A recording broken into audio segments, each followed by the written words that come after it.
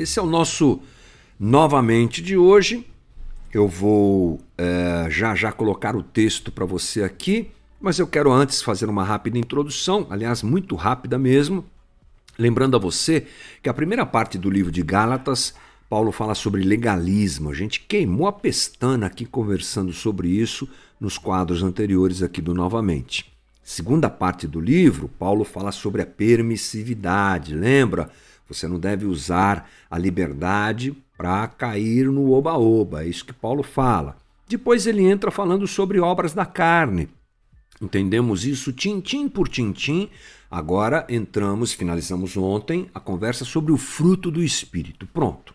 Depois desse caminho longo que nós traçamos, o resultado prático da vitória do Espírito de Deus contra a nossa carne em nós é o velho homem sendo vencido pelo novo homem que nasce em Cristo Jesus. E o que acontece é que as relações são afetadas.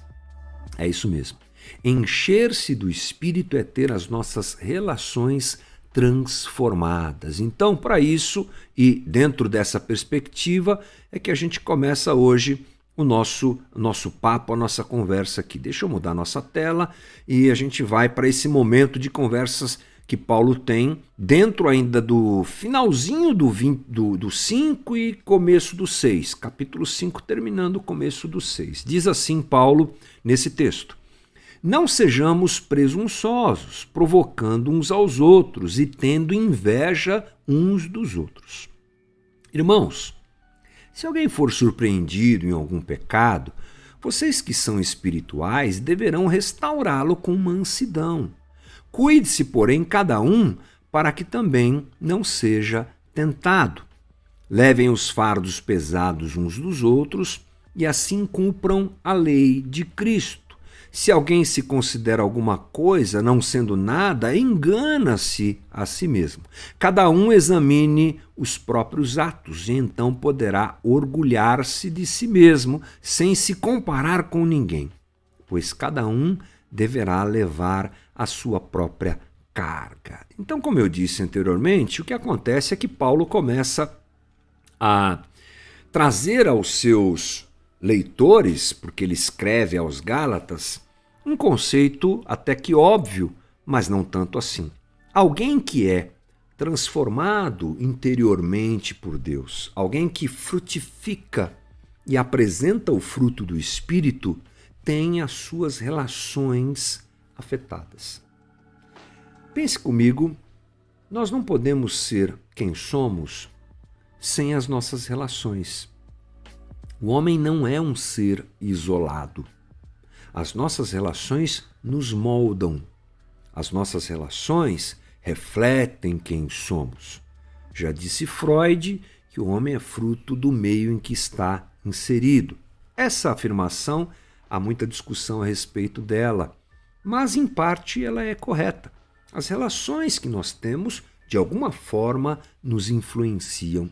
E as pessoas com quem nós nos relacionamos são influenciadas a partir do nosso contato com elas. Paulo está dizendo, então, que quem tem o fruto do Espírito, quem manifesta o fruto do Espírito, terá suas relações afetadas por isso. Se eu sou transformado, a maneira como eu me dirijo às pessoas e como me relaciono com elas, isso também é transformado. Olha só o que Paulo diz no versículo 25. Se vivemos pelo Espírito, andemos também pelo Espírito. Não sejamos presunçosos, provocando uns aos outros e tendo inveja uns dos outros. Olha, você percebe que há uma relação. Quem vive no Espírito, anda no Espírito e não é uma pessoa presunçosa. Isso tem a ver com relacionamento. O interessante é que essa conversa não é única no livro de Gálatas. Você vai encontrar isso também, por exemplo, em Efésios. Olha só o que Efésios 5, Paulo diz aos Efésios. Não se embriaguem com vinho que leva a libertinagem, mas deixem-se encher pelo Espírito, falando entre si com salmos, hinos e cânticos espirituais, cantando e louvando de coração ao Senhor, dando graças constantemente a Deus Pai por todas as coisas, em nome de nosso Senhor Jesus Cristo.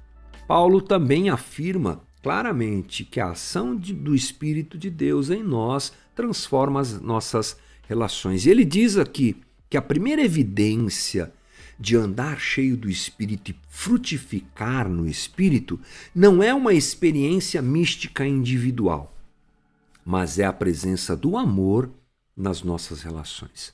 O que evidencia alguém, segundo a teologia de Paulo, segundo a teologia paulina, que aquela pessoa é cheia do Espírito?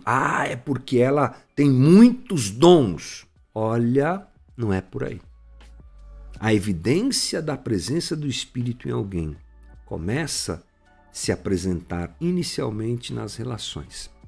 O primeiro fruto do Espírito é o amor. Você se lembra disso? Falamos disso aqui. O amor a Deus e o amor às pessoas. Falar de amor deve sempre nos remeter a uma experiência prática. Os poetas falam do amor de um jeito etéreo, distante, mas na vida cristã, amor é uma decisão que eu tomo. Eu vou amar. E é uma prática de vida. Paulo, inclusive, nos fala também sobre isso. Vamos dar uma olhada como é que deve ser, segundo esse princípio de que o fruto do Espírito muda as minhas relações, pensando como deve ser o nosso trato com as pessoas dentro da comunidade da fé. Vamos dar uma olhada no que Paulo diz. Gálatas 5:26 é o texto que nós estamos usando. Não sejamos presunçosos, provocando uns aos outros e tendo inveja uns dos outros. Ele está escrevendo para uma comunidade, gente, para uma igreja. E ele diz, se vocês são cheios do Espírito, não sejam presunçosos. Provavelmente ele tem informações de que esse tipo de comportamento está acontecendo lá. E ele quer dizer que as nossas relações com os outros, ela é baseada na maneira como nós, inclusive, enxergamos a nós mesmos. É a primeira coisa que Paulo fala ao construir essa lógica de que as relações devem ser vividas a partir do fruto do Espírito que o Espírito produz em mim. Eu me relaciono com as pessoas a partir da maneira como eu me enxergo. E o termo usado por Paulo aqui é o termo presunçosos, está aí na tua tela. Aquele que se gloria sem razão. Presumido, vanglorioso, ansioso por glória, sem mérito. Pessoa cuja opinião de si mesma é vazia. Não é interessante isso? Aqui Paulo não está querendo dizer que a gente, não é uma questão, melhor dizendo, de somente se perceber superior, mas de se perceber de maneira equivocada. É assumir uma postura que me coloca acima dos outros, que me coloca de forma vazia, errada, nessa relação que eu tenho com o outro. Podemos nos perceber superiores ou inferiores. E essa é uma questão que muitas vezes mexe com a cabeça da gente, né? No tempo que a gente vive, a gente tem um apego muito grande à superioridade. Seja grande, seja maior, pise em cima de todo mundo. Esse jeito de pensar, essa maneira de pensar, vai contra o que a gente está lendo aqui no texto bíblico. Essa é a fonte de grande parte dos problemas de relacionamento. Somos convencidos ou nos convencemos equivocadamente a respeito de nós mesmos. Eu penso que sou o que não sou. Eu acho que sou o que não sou. Me enxergo de forma equivocada. Quando nós nos enxergamos de maneira equivocada, as nossas relações são afetadas. Uma coisa que o Espírito faz em nós, o Espírito Santo, o fruto do Espírito faz em nós, é percebermos quem nós somos e nos adequar a essa realidade. Nosso coração fica adequado a essa realidade. Segundo Paulo, quando nós somos convencidos equivocadamente, duas palavras se destacam no texto. Nós provocamos ou invejamos. É isso.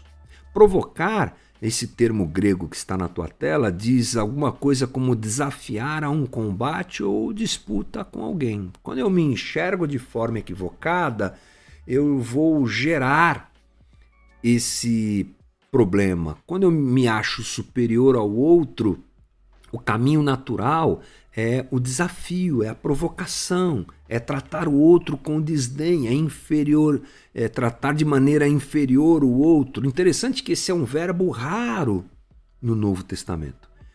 Temos tanta certeza da nossa superioridade que nós queremos demonstrá-la, porque nos achamos os bambambãs, nos achamos os melhores. Quem se acha o melhor não vai, obviamente, apresentar humildade, mas vai, de alguma maneira, provocar, de alguma maneira, se mostrar superior.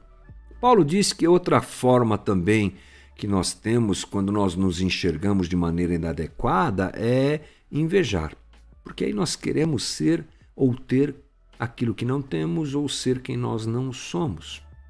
E é isso que acontece conosco. Somos motivados por sentimentos de superioridade ou inferioridade. E a motivação sempre é essa. E essa interpretação que essa motivação equivocada gera, ela é muito complicada. Ou nós desafiamos, ou nós invejamos. O cristão cheio do Espírito, ele procura se perceber adequadamente. Paulo fala sobre isso em Romanos 12.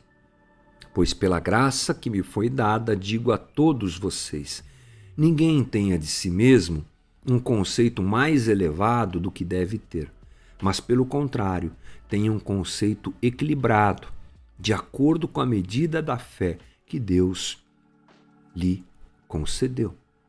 Portanto, a ação do Espírito em nós, trazendo fruto, leva a cada um de nós a ter uma consciência mais adequada de quem nós realmente somos e provoca em nós uma autoavaliação constante.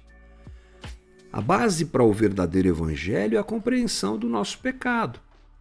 É a compreensão de que não temos, não somos e de que somos, na verdade, pecadores.